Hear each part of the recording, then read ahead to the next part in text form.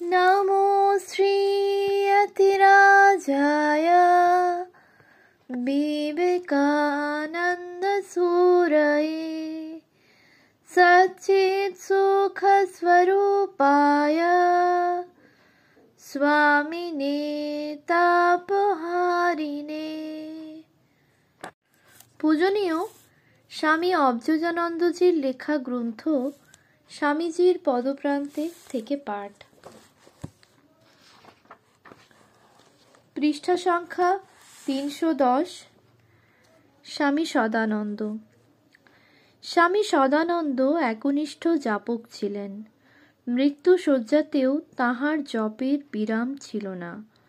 শ্রীগুরুর চরণে চিরবিশ্রামের জন্য তাঁহার ব্যাকুলতা দিন দিন বাড়িয়াই চলিতেছিল। 18 ফেব্রুয়ারি 1911 বেলা 3টা। সদানন্দের দীপ্তিমান চক্ষু দুইটি দেওয়ালে রক্ষিত স্বামীজির প্রতিকৃতির দিকে চাহিয়া অকস্মাৎ নিষ্পলক হইয়া গেল। স্বামীজি, স্বামীজি, স্বামীজি। 3 বার এই প্রিয় নাম উচ্চারণ করিয়া স্বামীজির বীর সন্তান গুপ্ত মহারাজ স্বামীজিরই পাদপদ্মে অনন্ত কালের জন্য মিলিত হইলেন। স্বামীজির বড় আদরের গুপ্ত তাহার অসাধারণ গুরু ভক্তির জন্যই ইতিহাসে ব্যক্ত থাকিবেন চিরকাল। স্বামীজির জন্য তিনি না করিতে পারিতেন এমন কার্য ছিল না। প্রাণ বিসর্জন তো অতি তুচ্ছ ছিল। গুপ্ত মহারাজের জীবনের যত মহনীয় বৈশিষ্ট্য উহার গুপ্ত রহস্য ইহাই। একদা স্বামীজি নাকি তাহার কাছে যাহারা ছিলেন তাহাদের লক্ষ্য করিয়া বলিয়াছিলেন, যদি আমার চেয়েও ভালো সাধু দেখিস তাহলে তোরা আমাকে ছেড়ে দিবি তো? উপস্থিত সকলেই স্বামীজির উক্তিতে উত্তেজিতভাবে জবাব দিয়াছিলেন, না, কখনো না, আমাদের পক্ষে তা অসম্ভব। এবার সদানন্দের দিকে ফিরিয়া স্বামীজি বলিলেন, সদানন্দ, তুই কি বলিস? মুহূর্তে বিলম্ব না করিয়া নিঃসংকোচে তিনি জবাব দিয়াছিলেন, হ্যাঁ, আমি ছেড়ে দেব। যেদিন আপনার চেয়েও বড় কাউকে দেখব সেই দিনই আপনাকে ছেড়ে দেব।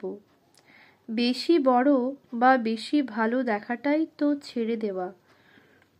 ভাব উদ্যোতক এই উক্তিটির মধ্যে সদানন্দের গুরুভক্তির কত উচ্চগ্রামী ছিল তাহার কিঞ্চিৎ আভাস পাওয়া যায়। ভক্তির চরম পরিণতি প্রেমাস্পদের সহিত অভিন্ন বোধ।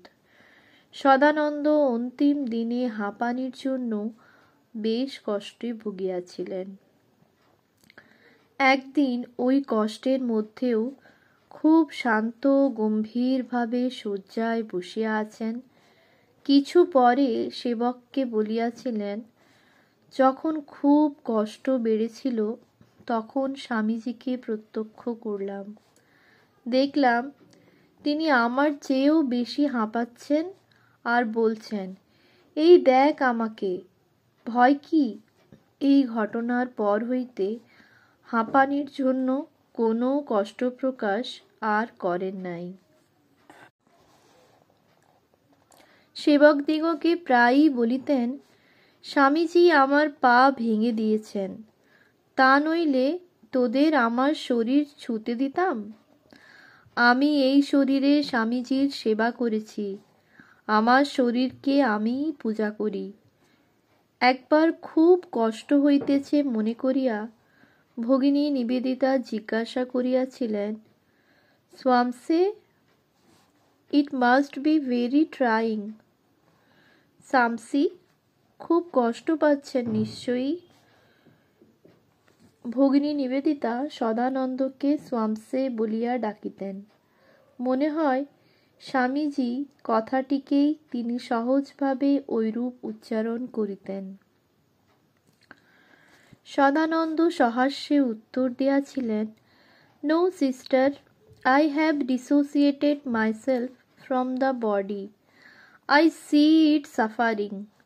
না ভগিনী, আমি শরীর থেকে আলাদা হয়ে গেছি, দেখছি শরীরটা ভুগছে। আচরণে তিনি ছিলেন বীর, ব্যবহারে ছিলেন তিনি দরদী, আর পরহিতায়ও তিনি ছিলেন সদা আত্মভোলা। সদানন্দ সম্পর্কে প্রবুদ্ধ ভারত তাই যথার্থই মন্তব্য করিয়াছিলেন, "There was no work so hard, no difficulty so unsurmountable, no word of command so unpracticable, that he could not carry into effect for the sake of Swamiji. Heroic in his ways, loving in his manners, self-forgetful in succoring the needy and afflicted, he won the hearts of everybody who came in touch with him." উৎস: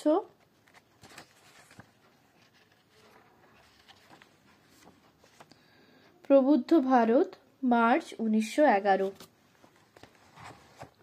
স্বামীজির জীবন ইতিহাসে তথা রামকৃষ্ণ সংঘের বিপুল পরিধির মধ্যে স্বামী সদানন্দের একটি বিশেষ স্থান রহিয়াছে এবং উহা স্বমহিমাতেই উজ্জ্বল। সদানন্দ চরিত্রের সেই মহিমাও সুন্দর পরিস্ফুট হইয়াছে তাহার শ্রীগুরুর সুবৃহৎ জীবনী গ্রন্থের life of Swami Vivekananda by his Eastern and Western disciples ভাষাতেই। অন্য ভাষা নিষ্প্রয়োজন। সে ভাষা এই, his whole character might be summed up in 3 words: sweetness, sincerity and manliness।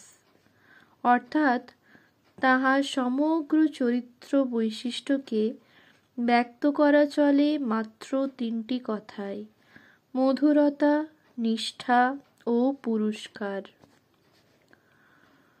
ওম শান্তি শান্তি শান্তি। হরি ওম তৎসৎ।